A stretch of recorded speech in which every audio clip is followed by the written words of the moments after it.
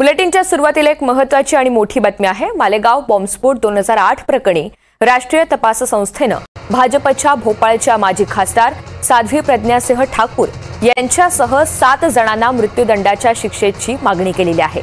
सर्व आरोपींना कायदेशीर कृत्य UAPAच्या कलम 16 अंतर्गत मृत्यूदंडाची शिक्षा देण्याचा युक्तिवाद मुंबईच्या विशेष न्यायालयामध्ये NIAच्या वतीने करण्यात आला। साध्वी प्रज्ञा यांच्यावर कोणतीही दया दाखवू नये असं NIAने आपल्या युक्तिवादात म्हटलंय। यामध्ये साध्वी प्रज्ञा, कर्नल प्रसाद पुरोहित, मेजर रमेश उपाध्याय, स्वामी दयानंद पांडे, अजय राहीरकर, समीर कुलकर्णी आणि सुधाकर चतुर्वेदी यांचा समावेश असून हिंदुत्व विचारसरणीशी जोडलेल्या मोठ्या कटाचा भाग म्हणून बॉम्बस्फोटाची योजना आखण्याचा आणि अंमलामध्ये आणण्याचा आरोप त्यांच्यावर करण्यात आलेला आहे। मालेगाव बॉम्बस्फोट 2008चं हे प्रकरण आहे आणि याच प्रकरणामध्ये राष्ट्रीय तपास संस्थेने भाजपच्या भोपाळच्या माजी खासदार साध्वी प्रज्ञा सिंह ठाकूर यांच्यासह आता 7 जणांना मृत्यूदंडाच्या शिक्षेची थेट मागणी केलेली आहे। या सगळ्या संदर्भात मुंबईमध्ये युक्तिवाद झालेला आहे आणि त्यामध्ये अनेक दावे NIAच्या मार्फत करण्यात आले। या सगळ्या संदर्भात अधिकची माहिती जाणून घेऊयात। राहुल कुलकर्णी आपल्या सोबत आहेत। राहुल, आता NIAची नेमकी काय मागणी आहे आणि युक्तिवाद जो झालेला आहे त्यामध्ये नेमके काय दावे करण्यात आले?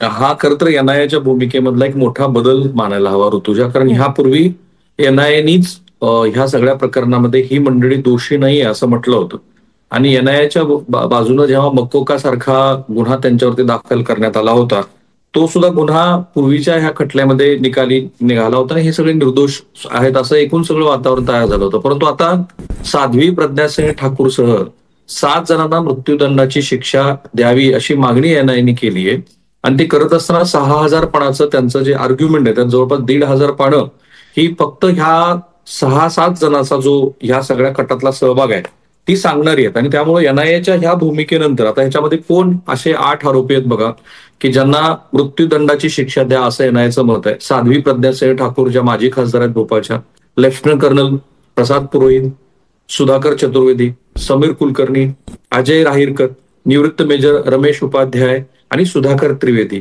या सगळ्यांना मृत्यूदंडाची का शिक्षा द्या असं म्हटलं NIAने, तर त्याचं कारण आहे की हा जो 2008 साली म्हणजे जवळपास 17 वर्षापूर्वीचा हा बॉम्बस्फोटाचा गुन्हा आहे त्याच्यामध्ये 6 मुस्लिमांचा मृत्यू झाला होता आणि 100हून अधिक जखमी झालेले होते।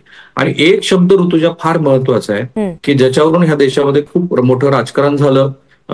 करकरे यांचा 26/11च्या हल्ल्यामध्ये दुर्दैवाने ते शहीद झाले आणि त्याच्यानंतर सुद्धा त्यांच्या मृत्यू आधी आणि नंतरही त्यांनी हिंदू दहशतवाद हा जो शब्द वापरला होता त्याच्यावरून बऱ्याच टीकाटिप्पणी त्यांना सहन करायला लागल्या। देशाचे माजी गृहमंत्री सुशीलकुमार शिंदे यांनी सुद्धा सभागृहात केलेल्या वक्तव्यामुळे मोठे पडसाद उमटले होते, त्याचे राजकीय परिणाम सुद्धा त्यांना भोगावे लागले। परंतु इथे मात्र ह्या मंडळींना मृत्यूदंडाची शिक्षा देत असताना NIAने असा युक्तिवाद केलेला आहे की ह्या मंडळींना ह्या देशामध्ये हिंदुत्व विचारसरणी असलेला दहशतवाद आणायचा होता आणि त्यांचं वाक्य असं आहे की हिंदुत्व विचारसरणीशी जोडलेल्या मोठ्या कटाचा भाग म्हणून बॉम्बस्फोटाची योजना आखण्यात आली आणि अंमलात आणण्यात आली असा आरोप आता NIAने केलेला आहे।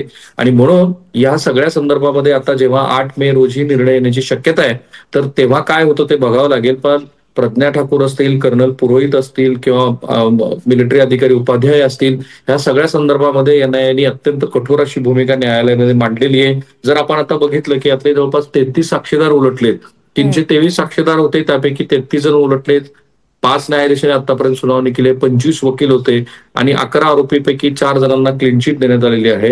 ही एक मोठी घडामोड आहे आता घडत असलेली की 8 मेला जेव्हा निर्णय येईल तेव्हा हिंदुत्ववादी विचारसरणीच्या कटाचा भाग असं जे म्हटलंय त्याचं काय होतं आणि ह्या 8ही जणांना जन्मठेप होते, मृत्यूदंडाची शिक्षा दिली जाते का ते बघावं लागेल। निश्चित आधीच्या NIAच्या भूमिकेमध्ये आणि आतामध्ये काहीशी तफावत आहे, मात्र आता जी कठोर भूमिका घेण्यात आली आहे त्या संदर्भात पुढे काय होतं हे पाहायचं आहे। राहुल, धन्यवाद सविस्तर माहितीसाठी।